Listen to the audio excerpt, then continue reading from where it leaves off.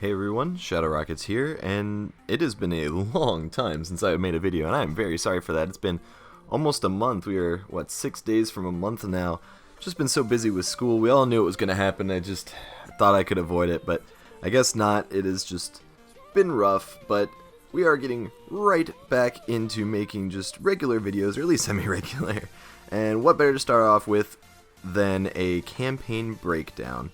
Now we're going to start this video with an introduction, or I guess Halsey is just kind of talking about the domain and Cortana accessing the domain to Captain Lasky. And what is the domain? In case you didn't know, it is a esoteric quantum information repository once used by foreigners, containing vast amounts of knowledge and data that they stored. It contains their memories, all sorts of weird information. They didn't really understand it themselves. They kind of worshipped it. It was part of their religion. The artificial world Genesis was their primary link to the domain. Now, we may or may not hear about Genesis or see Genesis later. This might be foreshadowing, as there seems to be just plenty of foreshadowing in this game. Now, we will also see Roland, the AI aboard the UNSC Infinity, kind of just speaking up and acting quote-unquote out of line. This might also be a form of foreshadowing, even though he does seem to be talking just sensical, whereas everyone else is not. Anywho, let's get right into watching this video. This is the only cutscene for this entire episode, so this contains a lot of information. It's also kind of a mission just filled with random fighting. Anyway, let's get right into it.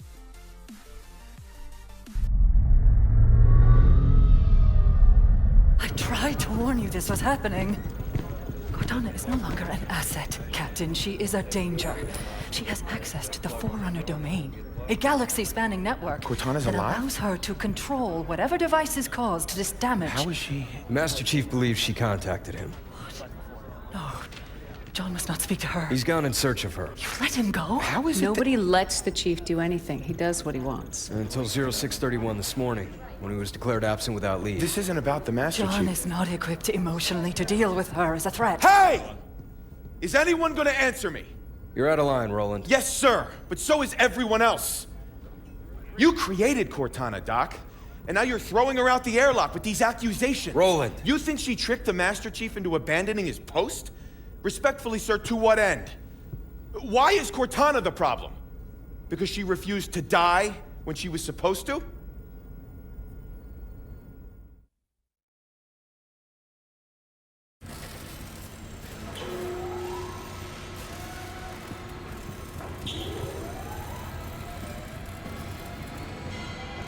You're okay with this? Not just another target, you know. Every target is just another target, Buck. Yeah. For you, maybe. I love being an ODST. Just point and shoot. None of this gray area BS. I mean, how are we even supposed to bring them in? Ask politely? No. The hell?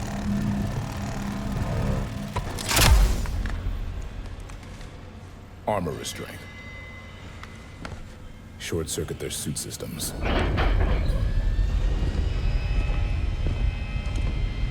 The lock. Every other Spartan, every soldier, when they hear about this, they're gonna hate us. You know that, right? You're not the only one here because of him.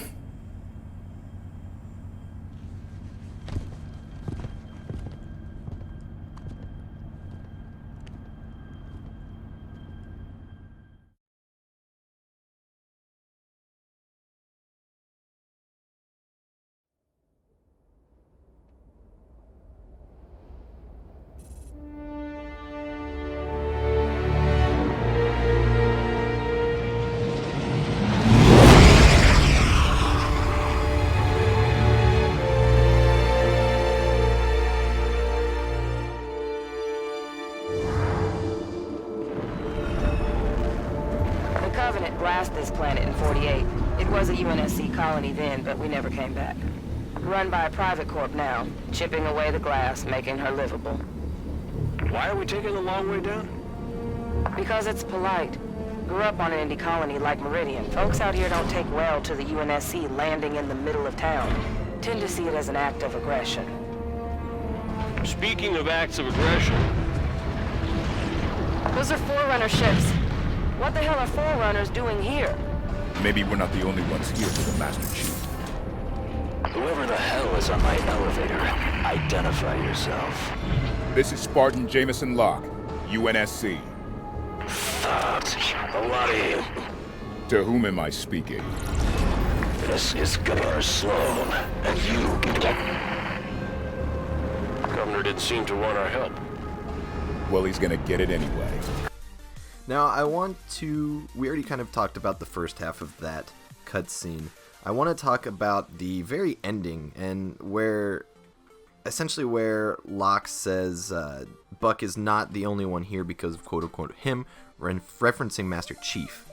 I kind of wanted to look into this a little bit more because I was wondering, what happened with Locke such that Chief may have saved him in the past, and so after a little bit of digging, I found out that Spartan Locke was born on Jericho 7 in the year 2529, 4 years after the Covenant War started. Jericho 7 was attacked in 2535. Now this is when Locke was 6. This was actually known as the Battle of Jericho 7. If you are familiar with the Fall of Reach, Blue Team led an effective resistance on the ground, fighting hundreds of Covenant, and Chief, I'm assuming, must have somehow saved the young Locke, even though it may have been indirectly. He kind of saved the planet, so indirectly he saved him. War stories, of course, you hear about the war heroes. Buck was also present during the Fall of Reach, but also in many other battles as an ODST. He's even one of the main characters of Halo 3 ODST. If you manage to pick up that game and play it, strongly recommend it. It's a great campaign. We run through New Mombosa with him, where he successfully reunites his squad after a massive EMP splits their pods amongst the entire city. It's just it's a mess. It's a hellhole. But they do escape the city as it's being glassed. If you'd like to know more about the domain, I believe I referenced them in my Star Road and Logic Plague videos, and I'll link those in the outro. Anyway, friends, if you like this gameplay, if you like this commentary, and if you like the cutscenes, don't forget to like, favorite, comment, and subscribe, and I'll see you next time. Shadow Rockets out.